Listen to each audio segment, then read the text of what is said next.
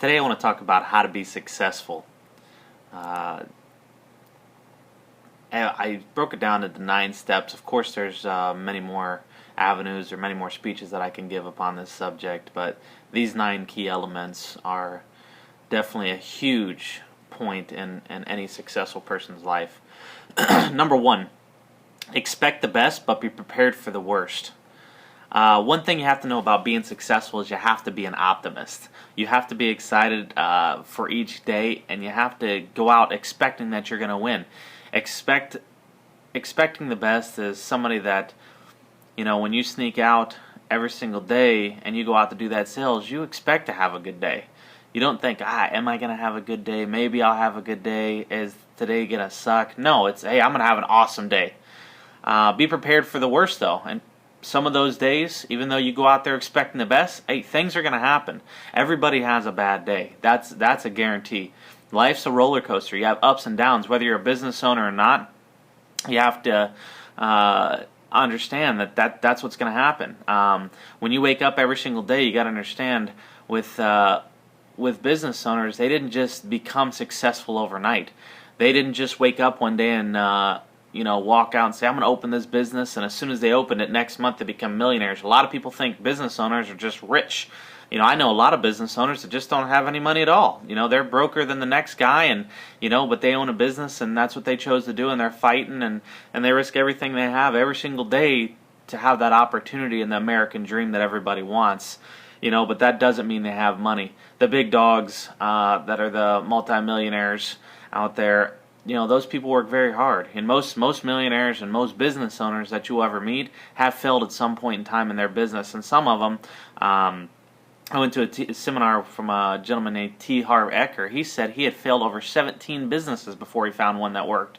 And I was super impressed with that, because when it comes down to it, when you fail over and over and over and over again, that's the toughest time to make it happen. But if you make it happen, the feeling of joy and the feeling of success you have is much better than anything you could ever imagine if you did it the first time. Those times when you do fail, and the worst times that you ever have, are going to make you the best person that you'll ever be. They build strength and character, and they also teach a humble beginning. But you have to celebrate it all. When you have a bad time, hey, get excited, because you know what? Just like in sales, every yes leads me to a no, and every no leads me closer to a yes. So every bad time, if I hit rock bottom, I'd always tell my wife, hey, it'll all be over soon, because as I said, life's a roller coaster. When you hit rock bottom, you have to go back up. You can't go any further down. As long as you have a great attitude, and you keep pushing forward, and you never give up, you're gonna build back up. So celebrate it all. Get excited when you hit rock bottom. Get excited when you hit the top, man. Have a glass of champagne and have some fun. Number 2 on the list, prepare for the future. You'll spend most of your time there. Today is only 24 hours. Today will be done in a very short period of time. But tomorrow will come even sooner. Okay? When it comes down to it, when you think about everything that you do today, it's going to affect you tomorrow.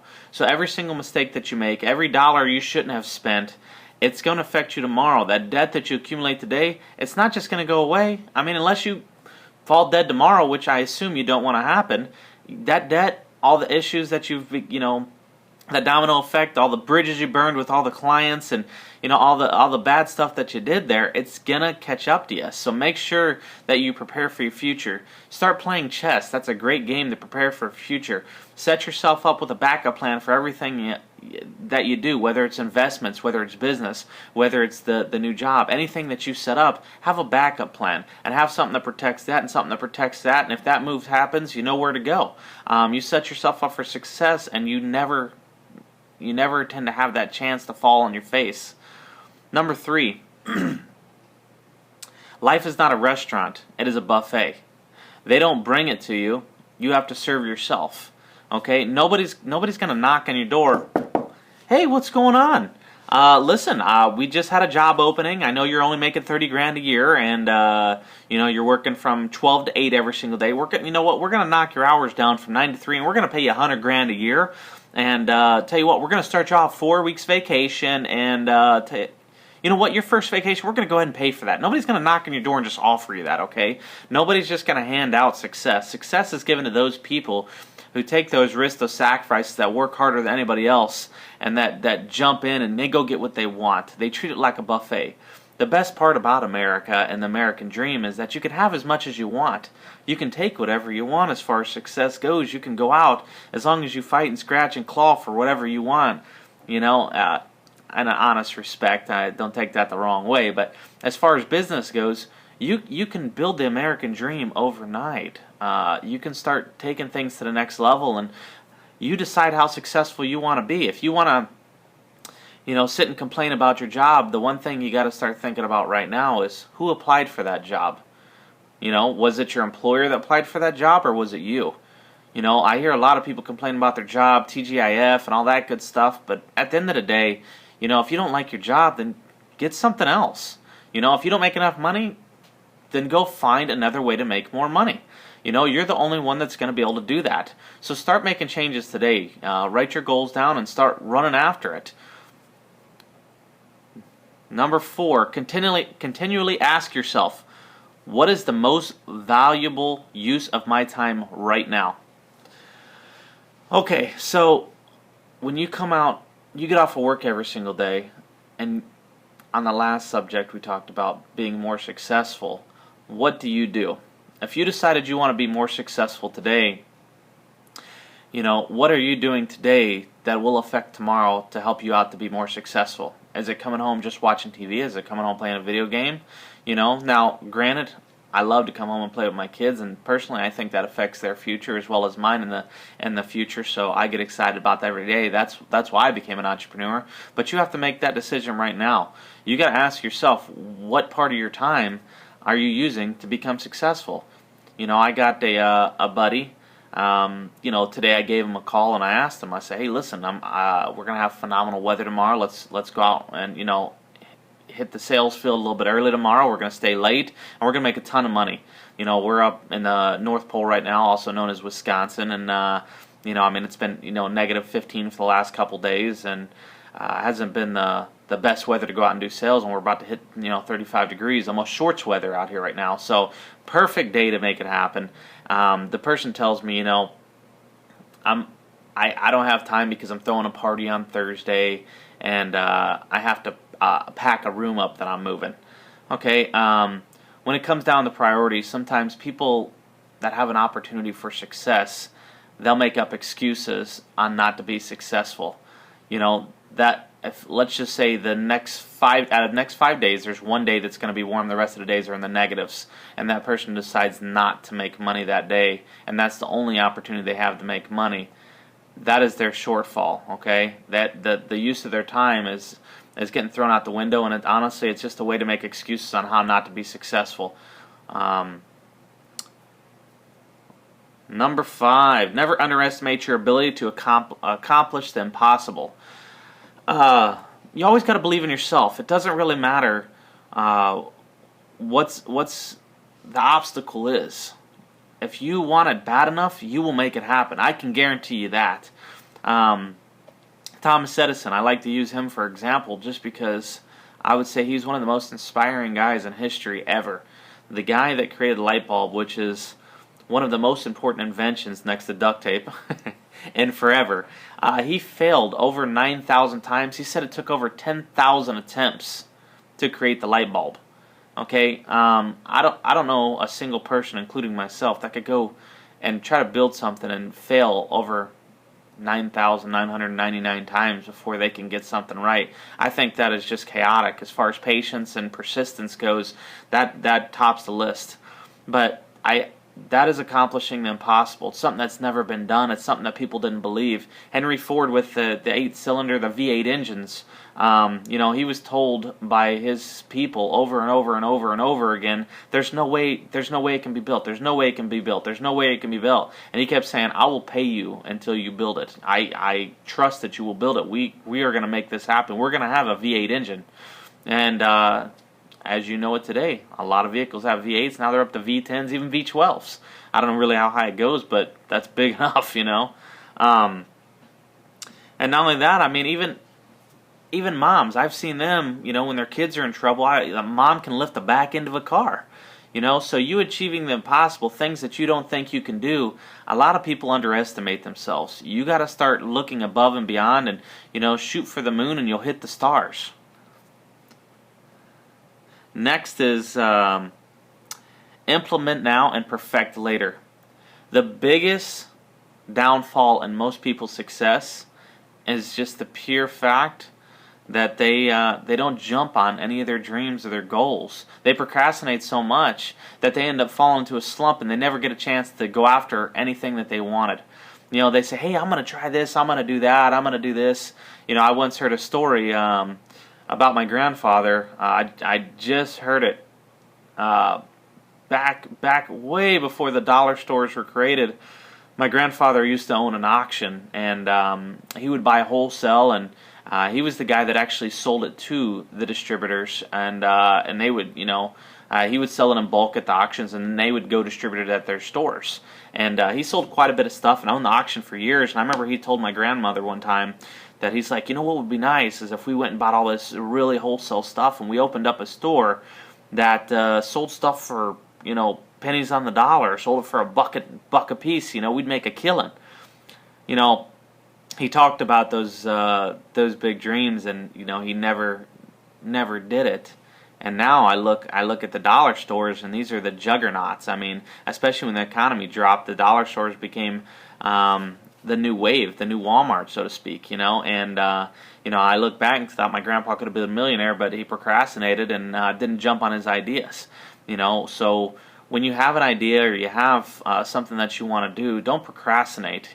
Just jump on it and then go. You know what? If you fail, hey, it happens. But at least you tried. You only miss the shots you don't take. So today, when you think of something that you want to do, unless it's chaos, I don't want you to jump off bridge, kill yourself, anything like that. I'm talking about being successful. When you think about a dream that you have, some way to take things to the next level, the next business you want to open, you ain't got to give up anything. You don't have to give up everything that you've ever done, but go for your dreams and start working for it.